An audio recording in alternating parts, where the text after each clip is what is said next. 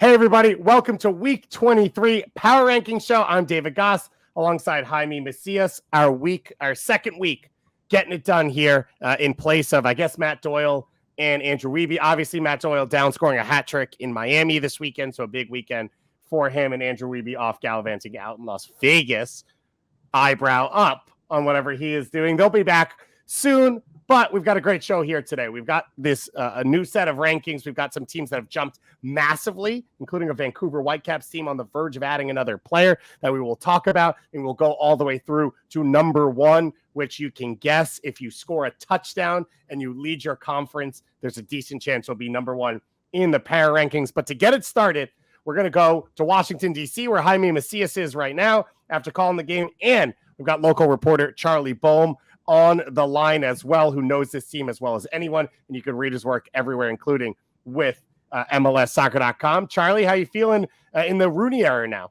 He said that he just messaged me that he lost his audio and is coming back. So, Jaime, you start for us. You were in D.C. What did you make of the extra time comeback and sort of the new energy around the team? The momentum and the risk Rooney took. One of the things Rooney said at the halftime was, we need to increase our pace with the ball. But it was, how do I put it in this word?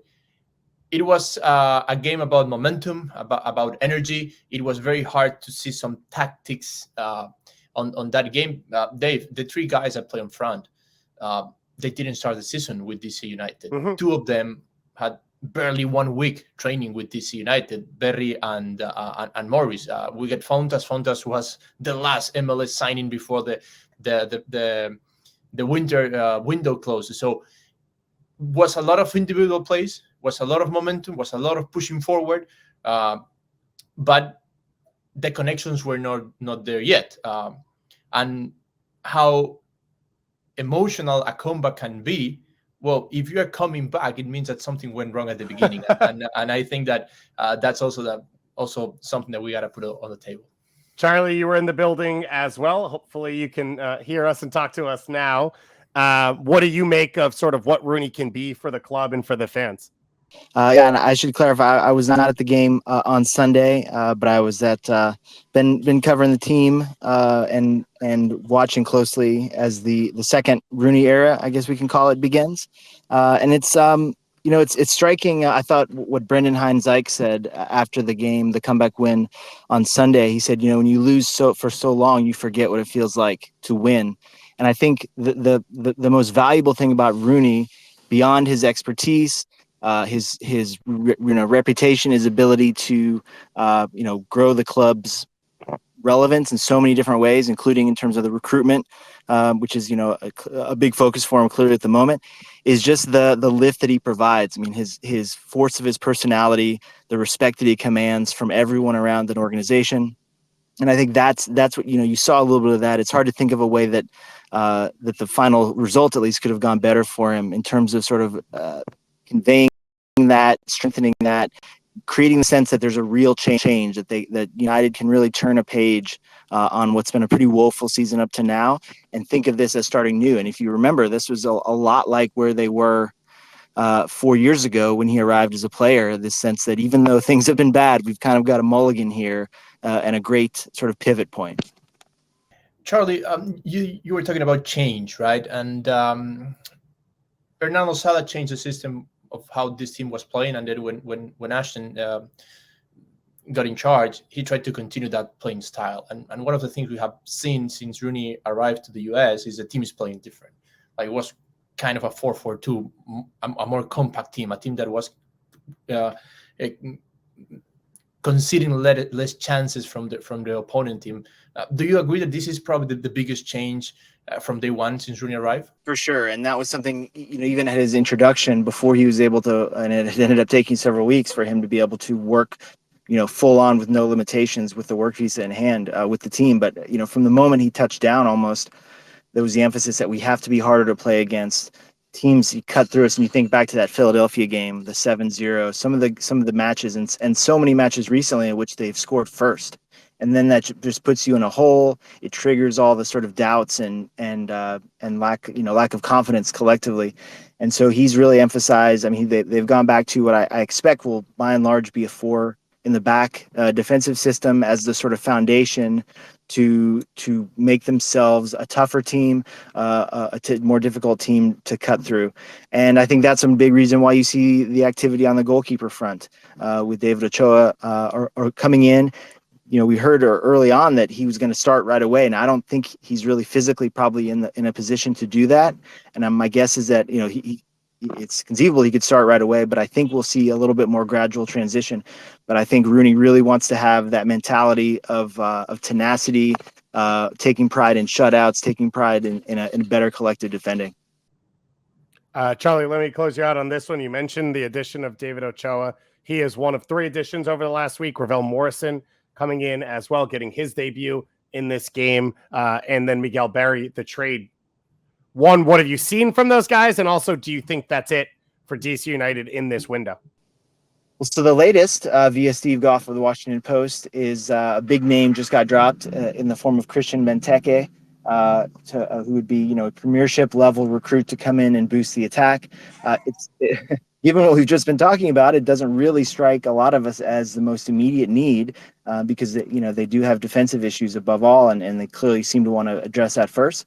But and it seems like a long shot to me, but it's possible something could come together in these final days of the window, or something gets worked out, and that would certainly build the buzz. That would turn some heads, maybe get the fans a little bit more excited. But DC has had a history lately of being connected to bigger names and not always, getting the deal done. So we'll see there. In terms of the newcomers, I think it's really early days. It's hard to say. I mean, Morrison went 90 minutes. I guess I would say he was promising, if not overwhelming. And so, he's a player who's been, we don't have to talk about, how much he's wandered in his career, but Rooney clearly trusts him, sees him as a guy who can someone who can bring leadership, who can bring that force of personality. So we'll have to see, but interesting to see the 4-4-2 for now. We may see some 4-2-3-1 type looks, I would expect, as he kind of looks for the right recipe. But Morrison and Berry for certain are new faces to watch here. Awesome. Thank you, Charlie.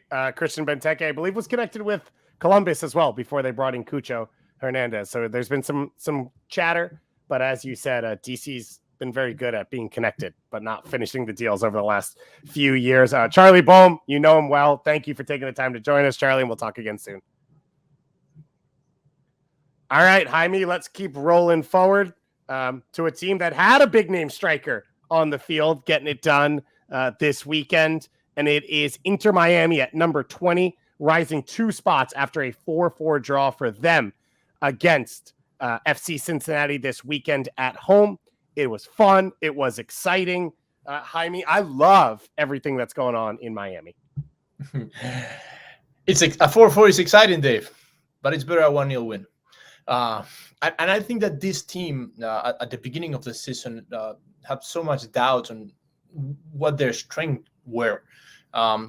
And we can go to the metaphor of the blanket, like the short blanket. You either cover your hair or you either cover your feet. You cannot cover both parts of your body. And I think that Miami at the beginning of the season, because it feels so weak, they start developing this hardcore defensive team, a team that was defending pretty well and struggling on front, a team that played a lot of games with 3 at the back, a team that had Duke as one of the key defensive part of the striking of the attack, and Campana too. And this team with Pozuelo and with Higuain, this version of Higuain, it's attacking way better. It's scoring a ton of goals. But that shift from a very defensive team to a more offensive team has lost all the balance on the team. And that's why we are seeing Miami games with a lot of goals, something that we really, really saw it at the beginning of the season, and then it stopped. Yeah, but at the beginning of the season, they were all goals against Miami. Now we're getting goals for Miami. Yeah. And listen, I don't know how sustainable it was for them to sit deep in a block and try and absorb pressure over and over again. I think the addition of Pozuelo sort of forces you into having more possession, but I think in a good way, even if he does struggle to press and close down and shift things defensively. I think the question of if Higuain is a starter is fair, which is, can you afford both of them game in and game out over and over again? And the combination there of probably Campagna and his work defensively up top with Pozuelo's ball possession and creativity, and then Higuain off the bench, that's probably the right solution and formula. But I don't have any hair, Jaime. So I'm happy to leave the blanket down on my feet, and I'm happy to get 4 goals and make it a little bit fun for a team that was fairly soul-sucking, right? In their first 2 years in MLS? No, yes. It's a team that is way more entertaining than what it was. And that now I think that if they're fighting for playoffs, they're fighting on merit. Like the year they qualified for the playoff, it was the weird pandemic year with the 10th place getting there, and basically everything was mixed up. This year they're having a run for the playoff by their own merit. So that's good. And Jaime, let's be real, right? The amount of turnover they need, the build was not for this year. It is the process. And I think if Pozuelo's there, either way, actually, there needs to be an upgrade along the back line, probably at center back. They've gotten by with Damian Lowe and Sailor and Mbake. There's probably higher quality players they can bring in to defend 1v1 in that area, which could allow them to still have Pozuelo in the team in the future if he resigns and be more stout than they were against Cincinnati. Absolutely. And because this back line, I think, is not built to defend so closer to the middle of the pitch. That is where they are defending now that they have Higuain and Pozuelo on the team. This is a backline that is designed to defend long distances, more closer to the goal. So in that transition and that rebuilding the team, probably when they look for new names at the backline, they're going to see, okay, we need a backline that defends closer to the middle of the pitch because we have all this power in front. Today, it's kind of that's the difficult scenario. But I just want to price up the job for Phil Neville. What's the main job of a coach? Find solutions. And the amount of times this team have changed because the manager is trying to find solutions, fitting new attacking, correcting the defense, finding a goalkeeper. So I think that's good for Phil Neville. He's a guy that had been the whole season trying to find solutions, even if we like it or dislike it, but he had been taking decisions, trying to find solutions. Yeah, he's also been fairly straightforward with what he said, both in public and in private. He came out of this game, he said, I'm really angry. We defended like boys. We didn't compete. We lacked discipline and concentration defensively. We're as poor as we were all season. You got to think it's going to get better now for them because every time he has said something like this, it has, right? In the beginning of the year, he was harsh. Then Campana comes into the lineup. They beat Atlanta at home on national TV. They have a couple big results after that. He has kind of had the pulse on what he needed in those moments through most of the season. But this was fun to watch. It was entertaining. Pozuelo is must-watch television in Major League Soccer, and he brings just a whole new reference point to this team for Inter Miami. They move up 2 spots. They remain in the playoff race. I think a very good one for Miami this weekend, even with the lack of the ability to win after taking the lead. Let's keep rolling through. Let's head out west to the Vancouver Whitecaps, number 19. They went up 6 spots, which is the largest jump in MLS this week in the power rankings after a 1-1 draw at Nashville. Winless in their last 5 matches, but they have 2 big road results, a tie at Cincinnati, a tie at Nashville as well. And then a big news dropping here on Tuesday afternoon as Tom Bogart's tweeting out that the Vancouver Whitecaps have finalized the signing of Austria international midfielder Alessandro Schaap. Manuel Veth has also been reporting with that, and Hard Journalist, one of the local writers who does as good a job covering Vancouver as anyone, said that Schaap was in training today doing some light gym work for the Vancouver Whitecaps. He could be ready very soon. This is a guy who started over 20 games in central midfield for Arminia Bielefeld last year in the Bundesliga, and this feels, Jaime, to me, like the right move to upgrade this roster. This roster improved a lot when Cubas arrived because it was a team that has great players from the sides, great attacking, how he built that attacking triangle with the 2 Colombians when one got injured, but Bite is over there. Either if it's playing White and or Cavallini, they have somebody important at the front. But when Cubas arrived, they improved so much because that part was sensible. And now with this new signing, well, it's probably going to complete the column of the team from the center back to the forward. I had a feeling that Vancouver had never had all the players they want at the same time because now we're talking about all these players in different positions. And I don't know, Cody Cooper is Maxime Crepeau, which they just sold, at the beginning of the season. So that's the biggest challenge for Vancouver. Have all the players they want at the same time for them to be competing for the top spots. I mean, they basically, coming into this year, had never had Cavallini, White, and Gauld all play together. Gauld has been in health and safety protocols this year. Like you said, they've been missing a ton of pieces. And to me, I think they've had a lot of options in central midfield alongside Kubas. And Kubas makes them all so much better that you could get by and say Tybert's enough, or Owusu's the right guy, or Baldissimo. But this is an upgrade. And it really does, as they have rumors now that they're bringing in potentially an Italian center back in Barba, a left-sided center back, which would upgrade, I think, maybe one of their last real weaknesses. It is the test of, if you have quality at every position, but you don't have a player in whatever you want to say, the top 10 conversation, or you don't really start a lot of games where you'd say the best player on the field plays for Vancouver, what level can you compete in MLS? I think it's going to be fascinating to watch, but I like the idea of, for Vancouver, if you can't sign a Cucho or a Zelarayan or a Nico Lodero, that this is the way you go about things. Yes, and the merit on getting a draw at the 86th minute in Nashville after playing a final in the week, because one of the biggest games that is not related with MLS, but this team won the Canadian Championship midweek in a game that went into penalties against Toronto, and they're going to play CCL. So that, I think, also goes on the table of what this team is doing and why is getting this positive vibe in the last week, even though they haven't won in 6 games, because that final was a draw.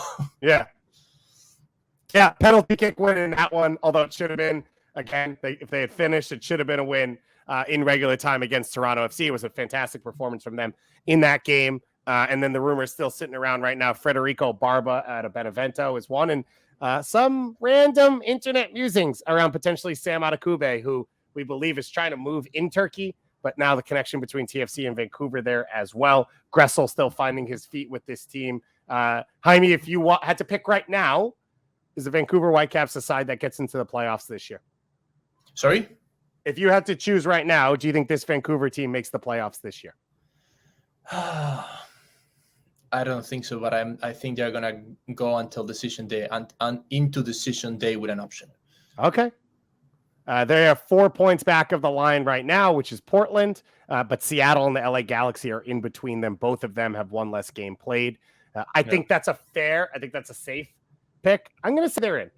I think this is a team, especially off the Canadian Championship, that has a little bit of energy, a little bit of mojo. They got 23,000 people in the stadium. Can they continue to do that? Will be fun to watch. And I think Shop will be the upgrade. But as all these players are, it's tough when you bring players in from Europe in this window because they are not playing. So they're coming out of preseason directly into the middle of an MLS season. It's not always immediate results with guys like that.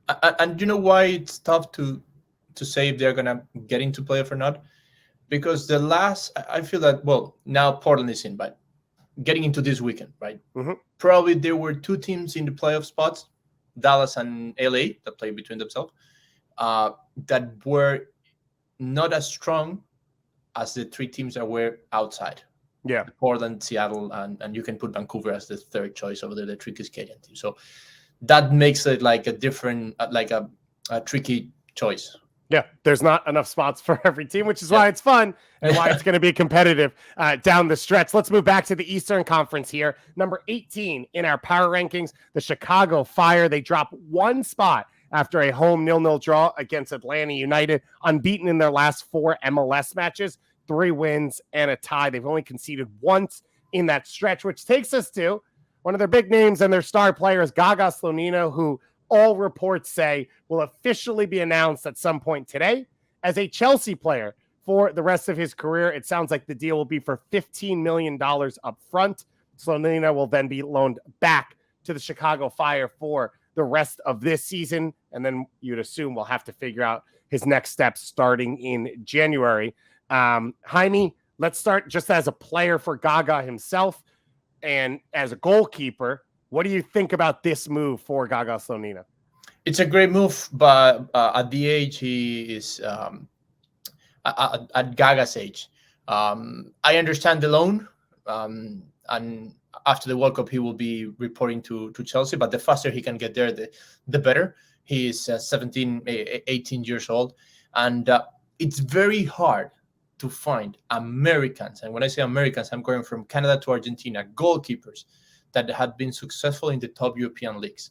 And basically, what those teams require from a goalkeeper, it's so different that what the teams in our side of the Atlantic require from goalkeepers. So the faster you can get there and learn and develop all these small details that make those goalkeepers European style, the better.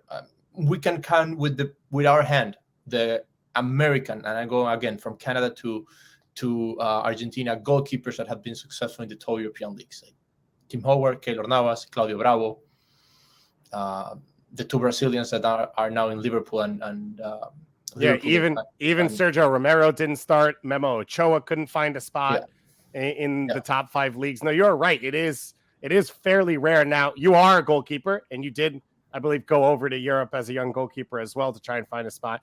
What do you make of what you're looking for in a club in terms of, let's be real, right? Chelsea is Lone Army, and while they have a new ownership group, he probably won't be on Chelsea for a while. Do you think that's the right setup for Slonina? I think the faster he gets there and trained there, it's better. And he even, and a lot of people, it's going to think that this is a step back, but the more he can play in the under 23, it's going to be good for him. Like when I went to Europe, I feel I was playing good. I feel I was playing at a good level. And I was not starting. I just tried to analyze what was going on. And for example, this is a small detail, Dave, but the European goalkeepers, they are so used on playing so far from their goal that the coaches don't feel safe when we from America play closer to our goal. And basically me in South America, I grew up playing closer to my goal because the fields were so bad that you were always scared of the ball bouncing on a hole and getting into the goal. So you play closer to the goal. And that for the European coaches, what's very scary. They want you to play 10, 15 meters from your last defender. Mm-hmm. And that was something I could not adapt, because you get to an age, and I'm talking about 21, 22, 23, where you don't have that margin of changing what you have already learned. Mm-hmm. And those are small details. I'm just giving you just a little small example of how different that is. And for example, Slonina is great at Chicago. It's great at MLS. But how many European teams play the style Chicago Fire is playing? Yeah. And that's something he needs to adapt.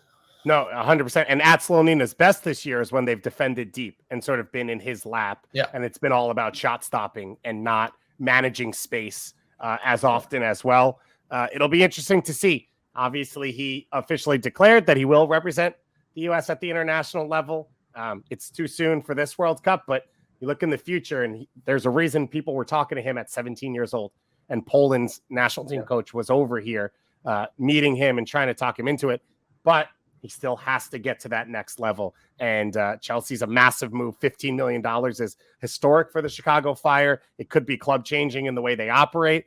They already have Brady Scott under contractual control, I believe, for 5 years as a young goalkeeper to step into Slonina's role. So a lot of excitement, I think, for Chicago around that. And I think the way they've played, by the way, I do believe that it's been legitimate the way they've played.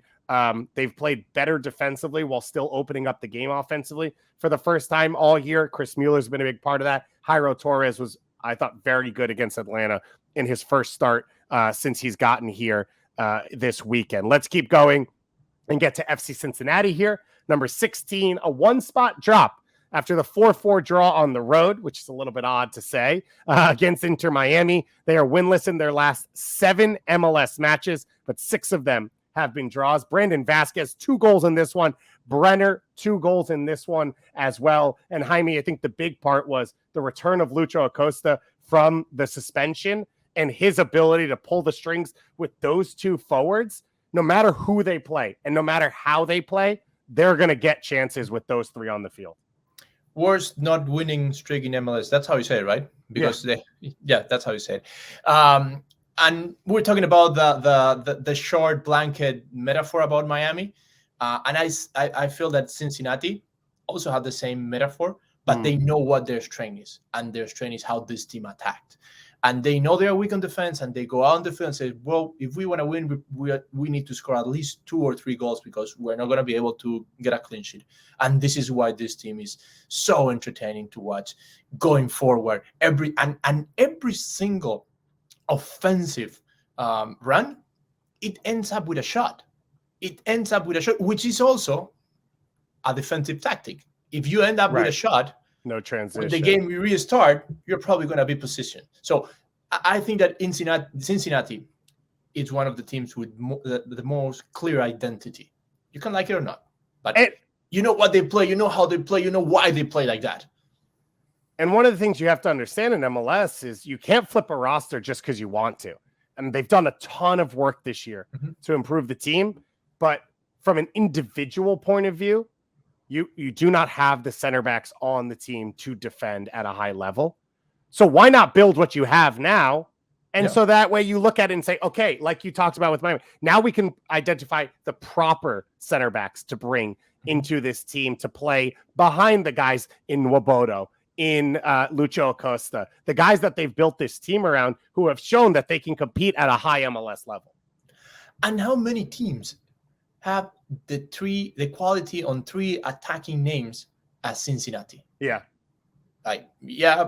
Castellanos is better, probably, yes. Ruidiaz, probably, but 3 names that are capable of producing that amount of goals and assistance.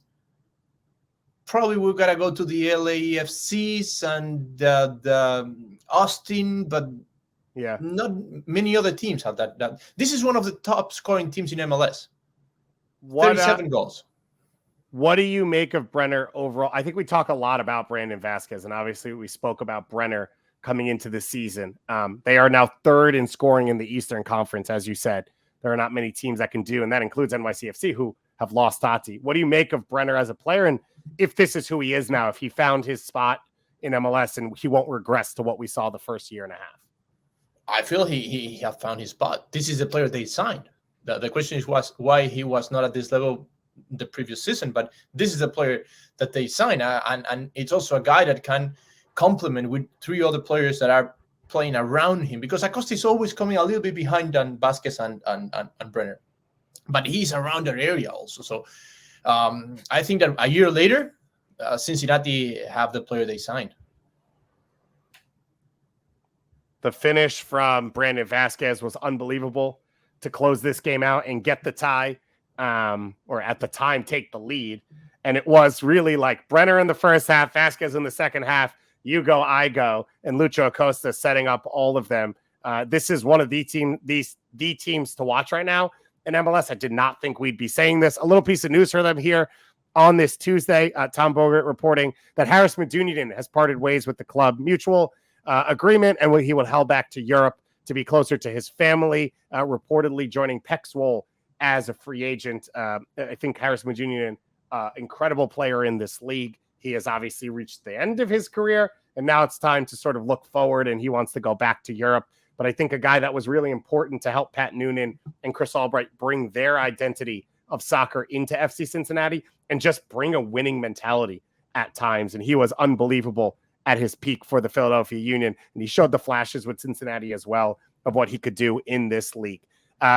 We head to our next team, and we go back out west. You talked about goal scoring and the potential for some teams, and we go to the LA Galaxy at number 14, dropping 3 spots from number 11. 1-0 loss in Dallas, 2 wins, 5 losses in their last 7 MLS matches. And of course, the big moment in this one, Chicharito draws the penalty kick late on in the second half, and Dejan Joveljic not able to complete the penalty kick. He has it saved by Martin Pass, and they go down for a 1-0 lead.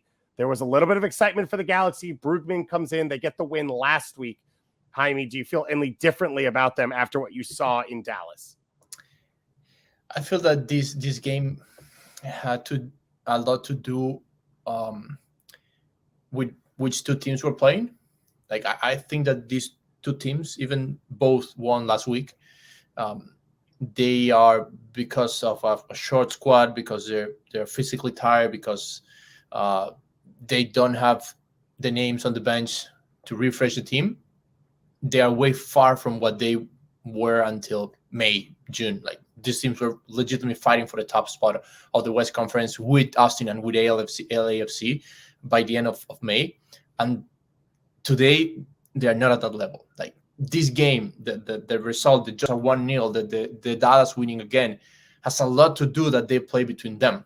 I don't know if we were talking about a Dallas victory, if we were talking about another team that was on the pitch. And Galaxy is that. Like, Galaxy is holding from what they have and the points they got at the beginning of the season. But I'm not finding anything extra. And we have been talking, Dave, of things extra that other teams have brought to the table. And we're not talking about that with Galaxy or with Dallas. Do you think there is any chance Ricky Puig is actually coming to the LA Galaxy? There is something there. But I'm not sure either if Ricky Puig is somebody that is going to change dramatically what's happening on the pitch. And basically, the Barcelona Academy, La Masia, is one of the best academies in the world. But one of the weaknesses of the Barcelona Academy players is adapting to different styles, because they grew up playing a certain way. So where are you going to put Ricky Puig in a 4-4-2? Mm-hmm. Yeah, that's fair. And if your issues are covering ground in transition and defensively, that's not exactly his strong suit. At the same time, he is a 22-year-old Barcelona player, which just from a pure talent point of view takes you into a different stratosphere. I mean, look at the things, and I don't want to make it like for like, but look at the things Victor Vasquez can do in the few minutes he can play for you, and then take what Puig could do if he's in there for 80, 90 minutes a game. Mm-hmm. Yes, no, absolutely. It's a signing that today, if we're talking about the possibility, it's not a name that you say, man, that's a name they need. He's going to change the game dramatically. They will need a lot of factors to come together, and probably at the end of the season, so that was a great signing. He really improved the game. They were visionaries when they signed him, but it's not like when we were talking about, I don't know, when we were talking about Brookman, for example. Oh, Brookman, okay. Brookman, okay, they need that guy. That guy is going to be important in that middle of the pitch. That's what I feel with Ricky Puig. You cannot know how the outcome is going to be, because you need a lot of ifs for that to be like a great outcome or a play that could change how this team plays. Yeah, I think that's an interesting point. It's one of those where it's like, if for some reason you can get him on a non-DP deal, you do it, and forever how long it is, because what are the odds a 22-year-old Barcelona player, again, is going to come to your club for an MLS team overall, but especially for that like Galaxy right now with the way they're playing and the way they stand. You are right. It's not a clean fit. A lot of the moves have not been clean fits, right? We look at the team. They need a 10. They don't have one. They spent a lot of money on Cabral, Grandsir, and Douglas Costa. They're all wingers. They have not performed. And so that's sort of the issues you see with this team, is it doesn't all fit together properly, where when we talked about the opposite with Vancouver, maybe they don't have the elite talent, but you know exactly how they want to play, and every piece they've brought in fits into it exactly, and they can maximize what they get from those players. The Galaxy are the opposite, which is, can enough talent put together and properly grown across the line and just do enough to get them into the postseason. It'll be interesting to see for the Galaxy, sitting now at 14th in the power rankings, and of course at 8th in the Western Conference. Just above them in both the power rankings and the Western Conference is Nashville SC at number 11, down 3 spots from last week's number 8. And to talk a little bit more, let's talk to Drake Hills of the Tennessean. Drake, how you doing? Man, I'm doing pretty good. Good to be back. It's always good to have you. You've been listening to us talk about some teams that have been up and down towards the back half of this power rankings. I think Nashville fits that as well as anyone. Again, not able to stretch the game and do enough to get a win against Vancouver this weekend. And I want to hit you off the bat with these quotes from Gary Smith. He said in the post-game press conference, "Let's be honest, we weren't enough of a goal threat." And he ended his press conference by saying, "In fact, I'll go as far as to say if we finish above the line at the end of this season, it will be the biggest achievement of this group since I've been here." What did you make of Gary Smith's comments? No, I think he's managing expectations, and particularly external expectations. When you're in the thick of the moment, you hear those sort of comments. You obviously are, as alert as anyone. Obviously, me being in the press room when he said it, that is something that you really do want to start digging. But a couple of days after, you actually look at the squad as a whole. You look at the performances, the result itself. Not just against Vancouver, but even Cincinnati. Vasquez gets the ball behind the back line. He taps it in, steals a point at home for Cincy. These games where the squad in general, there's been some issues. There's been some chance creation issues. There's been some goal finishing issues. But when you take a look at the dependable guys of this team, spending the majority of July and even parts of June criticizing Joe Willis in goal for a couple of mistakes he's made on a few occasions. Elliot Panico coming in behind him, a 2020 first-round pick in goal. Very, highly lauded. Same sort of build as Joe, just, 10 years less of experience, but a promising career. He makes a couple of mistakes in the Open Cup. Then you've got some issues with injuries, right? We've seen this shape without Anibal Godoy. It's telling that Anibal's absence leads Nashville to pretty much be on the back foot in terms of winning the midfield battle, especially in terms of controlling the pace. Vancouver was another game where there was a lot of issues trying to get and penetrate into that, what I would call an arrow shape from Vancouver, and there wasn't really much playing in between the lines. A lot of things that, with Anibal, he can do those things. So we've seen a lot of individual issues, and the Vancouver game was the opposite, where Joe Willis had a good game. Randall Leal, Hani Mukhtar, CJ, although those guys didn't score the goal, Teal Bunbury did. But you're starting to see those quality performances, and not to mention Shaq Moore from the national team making his debut for Nashville. Those are all good signs. But somehow we have a team that, first of all, they still struggle to attack. Tactically, Gary Smith said after the game that, especially in the first 20 minutes of the second half, didn't have any foothold on what Vancouver was trying to do, which essentially is what Nashville tried to do. They will give you the possession, and they'll try to hit you on the counter, very quick transitions. And they were quite dangerous. Jaume had a chance right before Gary decided to switch from a back four to a back three, and that basically took a lot of the juice attacking-wise that this Nashville team had. And he admitted even after the game the change didn't really do much. So I think to loop it together, David, I would say that this team, it's still a team in sixth. It is a concern that in terms of the playoff teams in the West, they have the worst home record points-wise in the West. Which LA, is bizarre as well. Yeah, LA, 29 points, Austin, 18, Minnesota, 19, Dallas, 21, RSL, 24, Portland has 19. Nashville has 14 points at home so far. So, I mean, that's concerning in the first 10 games of a new stadium. I think as you go into August, September, the final two, full months of the season, I mean, that's got to improve. Drake, and I want to take it from there. One thing is to buy a new home. Another thing is to feel at home. So is this Nashville, even the stadium is beautiful and we're waiting for that, it's not feeling at home as powerful as they felt in the Titan Stadium. And just to go a little bit deeper, is these details we're talking about probably part of a bigger context of what the season had been like? 3 months playing just away games, suddenly the vibe of the stadium, playing in a new conference, facing teams that Nashville is facing them for the first time, a lot of those of the West Conference teams. So how much about this is just it's also part of a bigger context of what Nashville is facing this season? It is. I mean, you hit it right on the head. Where Gary Smith said it after the game.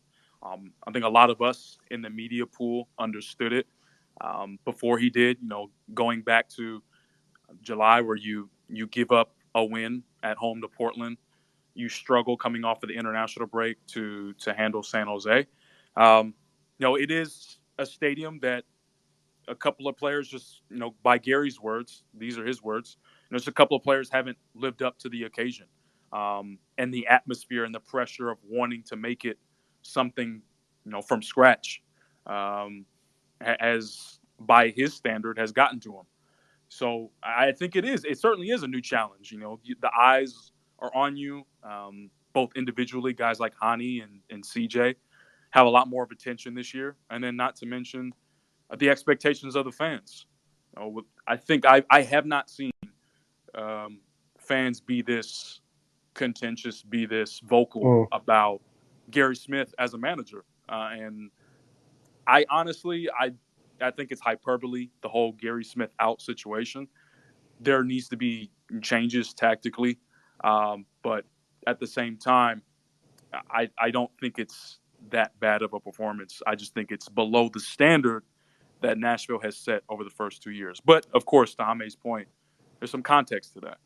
Yeah, there's a lot of interesting facts going on. We thought Nashville would roll through this home-heavy second half of the season. People were, they were less than a dark horse of a Supporters' Shield pick going into the season. Now, none of that has been the case. So it'll be interesting to see what happens. Follow Drake Hill. If you don't, the soccer writer for the Tennessean, doing a ton of great work covering Nashville SC. And Drake, fingers crossed, we get to see each other at a game sometime soon, although looking less and less likely as Nashville loses more and more games. But we will see down the road. Thanks, as always, for joining us, man. Yeah, I don't think they're going to be losing too much, but they'll be in the playoffs for sure. Appreciate you for having me.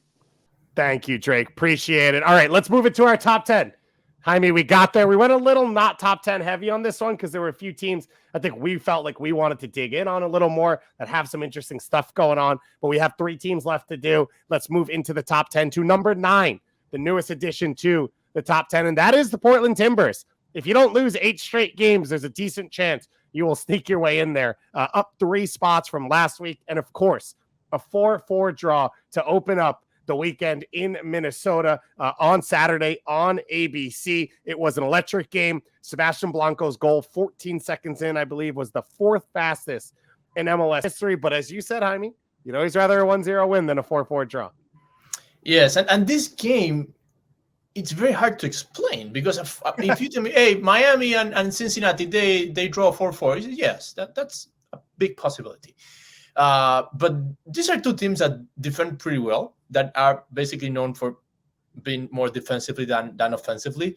And then you get this Blanco goal at the 14-minute St. Clair mistake at the end, which is one of the all-star goalkeepers. So it's very difficult to explain. And one of the key parts to understand this is that when you face teams that play with styles that are very similar, there are big, long times of very uncomfortable position on the field. Mm-hmm. And that's the closest I can get to an explanation of why these 2 teams end up with a 4-4.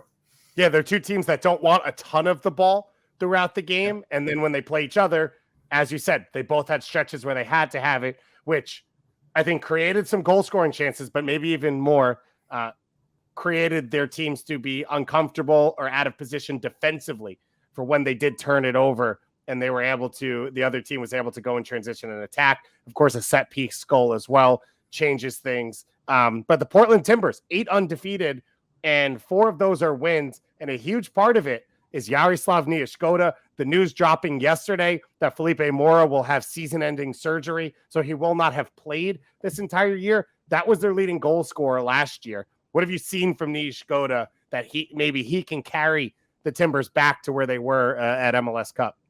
The momentum, because the biggest debate was if he was good enough, because he was playing at the first part of the season when Mora was also injured. Correct me if I'm wrong. And he was not scoring. He was missing chances. It's unbelievable the chances he's missing. And now if you see a highlight of the chances he missed and the chances he's scoring, you say it's not the same guy. It's not the same player.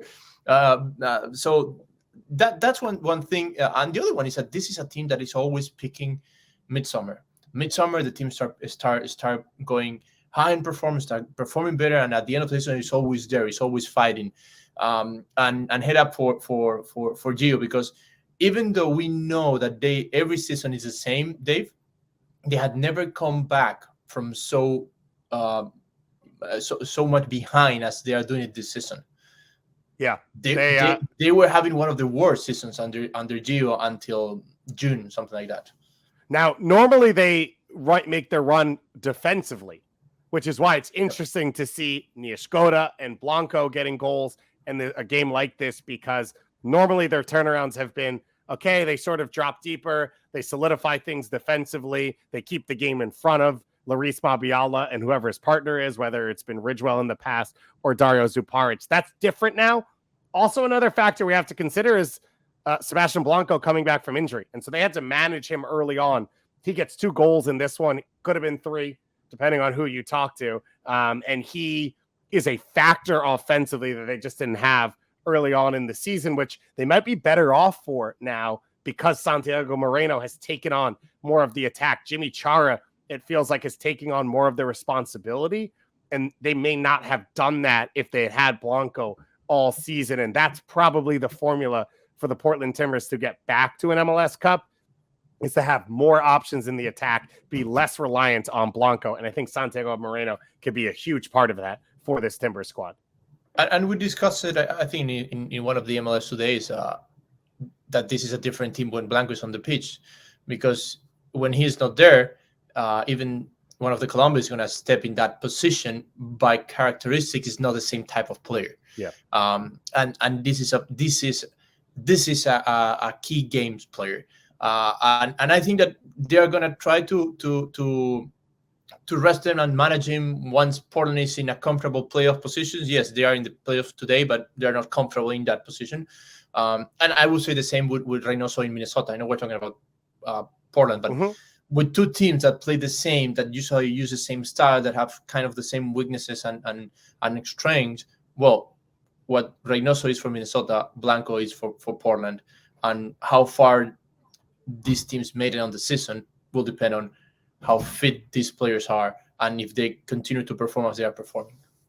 Timbers fans must be happy with what they're watching as this team moves into the top 10 for, I believe, the first time this season. It has been a rocky start. They are finally starting to find their feet, and they've got a new right back heading in to the side. Mascaro tweeted out a picture of him watching the game this weekend, and as a defender, he must have been looking at it and saying, okay, I have some work to do as I get involved with this side. Let's move to number 5 in the power rankings, a team that dropped 1 spot, even though technically they did not play an MLS game in the last week. The New York Red Bulls, 3 wins in their last 5 MLS matches. You are looking, if you are watching highlights of their week 22 match against Austin FC, which was, at the time, a watershed moment, a rotated squad, young players getting opportunities. Serge Goma plays well. Daniel Edelman plays well. The future, it feels like, is bright. And then 3 days later, they lose 5-1 at Orlando in Open Cup play. They then played Barcelona this weekend in a friendly. And it just, to me, Jaime, from the outside, it feels like the vibe has completely shifted. And they'll get the chance tonight to try and rewrite the ship against the Colorado Rapids. But that Open Cup loss, take away the loss, the way it happened feels so much bigger than just losing a semifinal. And the biggest challenge, it's psychological now. Run away the ghost of underachieving, because that's the ghost that's going to be appearing now. Like before that Orlando game, the season, Dave, was great. Was one of the best seasons since Henry left. The team was fighting on the top of the East, was winning away on the West, was in the semifinals of the Open Cup. Like everything was everything was perfect, and the momentum was there. But it's not losing in a semifinal. It's how you lose in that semifinal that can pump the the positive balloon that you had, and I think that it's going to be a tough game today for them, because it's not the 3 points. It's shifting that negative momentum of the last week and putting away the ghost of the underachieving to get back on track and fight for playoff, for top spot, for supporter shield, and dream with an MLS Cup. It is an interesting matchup against the Rapids. You look at what the Rapids have done well this year, and it's normally balls through the channel or over the top to Lewis and Barrios to attack teams. Red Bulls, I think we'd expect to see them play 3 center backs, probably Tom Edwards at right center back, who, is naturally a fullback and can cover a decent amount of ground. So it feels like it sets up well for the Red Bulls to already be poised to sort of shut down a lot of what Colorado does well. But we saw Orlando play through New York centrally that we haven't really seen this year. And with Ralph Priso and Acosta and Rubio, there's the potential that Colorado could do the same. Yes, and the other thing is that I know the Barcelona game was dated long before they knew they were playing the semifinals, but it couldn't come in a worse time. When you come from losing a semifinal 5-0 the way you lost that game, the last thing you need is 3 days later getting in front of Barcelona. And I know that, some players played, others no, but the first half was basically the New York Red Bull we know. And then 3 days later, you're going to go and face the game that is going to put you back on track. It's tough. And I agree. I completely agree with your analysis on the head-to-head on a tactical side. But I think that this game is going to need some prep talk, very important prep talk for the team to not fall down if they don't win against Colorado. So I actually want to push back a little bit there and say, I think having that friendly in a sold-out crowd against Barcelona, which is, let's be real, bucket list for any player, no matter what level you play at, I think maybe the enjoyment and happiness and sort of like stepping away from the season in a weird moment after a loss, that big a loss, and then they only ended up losing 2-0. I wonder if that actually was right in just the resetting your energy, resetting your profile, your philosophy, your culture, whatever you want for a couple days. And then you come back here and you say, listen, our press worked against Barcelona like it can work against the Colorado Rapids. I don't know. I'll be interested to see how they are affected. Listen, man, tried to sombrero Rajo. So there was stuff going on in that game that's different than a normal MLS game. Look, there's no right answer because it depends on mentality. Like everybody reconnects in a different way. Like, and there's players that said, okay, let's disconnect from this and go back. And there are other players that says like, man, I want a game tomorrow and somebody pay for what just happened. So there's no right answer. Like everybody processes defeat in a different way. And what I think the challenge here for the coach is everybody to process defeat in the same way. So when they face Colorado, they're in the same page. They're in the same step of that process. And it's a dangerous moment. I think it feels safe to say from the outside and probably internally. Yeah. Gerhard Struber is probably not here for a while. This is like a win now setup for this team. And to lose a game like that, really, you're now waiting for the playoffs to sort of test yourself to prove you can win. I don't know if the term is right, but it can derail your season. Right. Yeah, 100%. I think that is 100% correct. Let's finish off here at number 2. I don't know how, but at number 2, the Philadelphia Union, a 6-0 win over Houston. Unbeaten in their last 6 matches, 5 wins and 1 loss. 5 wins in a row with 18 goals scored in that stretch. Here's a stat for you. Plus 16 goal differential in the month of July is the second best month in MLS history that a club has finished with their goal differential. And Mikel Wu has 5 goals in his last 5 MLS matches, 4 versus DC and Houston, of course, in that span. I understand it's Houston. I understand it's a home game, but to me, Jaime, this was one of the performances of the weekend, and Philadelphia is now permanently a Supporter Shield favorite. Can I give you another stat that it's kind of mind-blowing? I would love it. In a season where basically all the interconference games had gone to the West Conference teams. Okay. Mhm.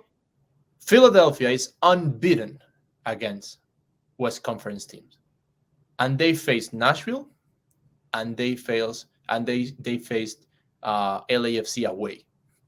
Yeah. Wow. So I think that's a big statement of what this team is capable. And probably this is a team that does not have the lighting that other teams have and the big names that other teams have. But what was a big talking point about Philadelphia? Hey, they're not scoring as they should do. Well, man, Right. you have just read a stat that says, yes, now they are. So they are supporter shield contenders. And with everything that has happened in the East, it's the biggest candidate on the East to win the league. I completely agree with you. Talk to me a little bit about the young guys. I think Jack McGlynn's the one who obviously shined in this one. He's getting starts now coming back from the U20s. What do you make of his game and sort of what he can bring to Philadelphia? I want to ask you a question before that. Do you think that Philadelphia plays with a diamond in the middle of the pitch? It depends on who's on the field now. They have Because the ability to not. they have the ability to not, but sometimes McGlynn, for example, Bedoya, we know him, but he makes it look like that. Like he can cover a big area to open the field, so all the other players are able to give that shape and have different players attacking between channels on the defense. So you have 3 or 4 guys that are in a goal scoring position when Philadelphia ends every attack. And I think that McGlynn is a very intelligent player on that front. I like to see players sometimes without the ball and see what they do and how they understand what's happening in the other side of the pitch. And that's something that surprised me with McGlynn, what he does without the ball, his runs when the attacking is coming from the other side of the pitch. So there is a player with a bright career, not only because what he does with the ball, but how he understands what's happening around when he's not the one who is transporting the ball. Yeah, it's interesting. Him and Leon Flock's versatility and style now gives Philly that ability to play different ways and also cover. If you had told me last year that Jose Martinez misses a game and they win 6-0, I'd be surprised. I thought he was the most important player on the team, and they did not really have the ability to cover for him because even if Flock played in there, they couldn't cover for Flock. And now you've got Paxton Aronson, you've got Jack McGlynn, you've got Quinn Sullivan, who can all give you minutes. Corey Burke can give you starts up top, which allows you to rotate Ura and Carranza if you need to. Harriel and Mbaizo just creates another fullback option for this team. They are loaded, and they seem to be enjoying their soccer. And when they were struggling, they were still getting ties. So they are always going to be in games because they're so good defensively. And the question is just, can they find the goal scoring? And right now, Carranza, Gazdag, and Ura are combined for 25 goals, which equals the best 3-player combination, I believe, in Philadelphia Union history. And it's only August 1st. Let's take a look at our top 10 overall of the power rankings. And Jaime, number 1, LAFC. Number 2, Philadelphia, sitting in the same spots. Austin jumping up the standings as NYCFC and New York Red Bulls drop down. Let me ask you here. 3 teams I want to say in the convo. You could slip New York City, NYCFC in if you want. On points per game, they could be top of the East. Do you have a supporter shield pick right now? LAFC. But I would not say LAFC is my biggest candidate for MLS Cup. You would not say he's the biggest. Then who would be?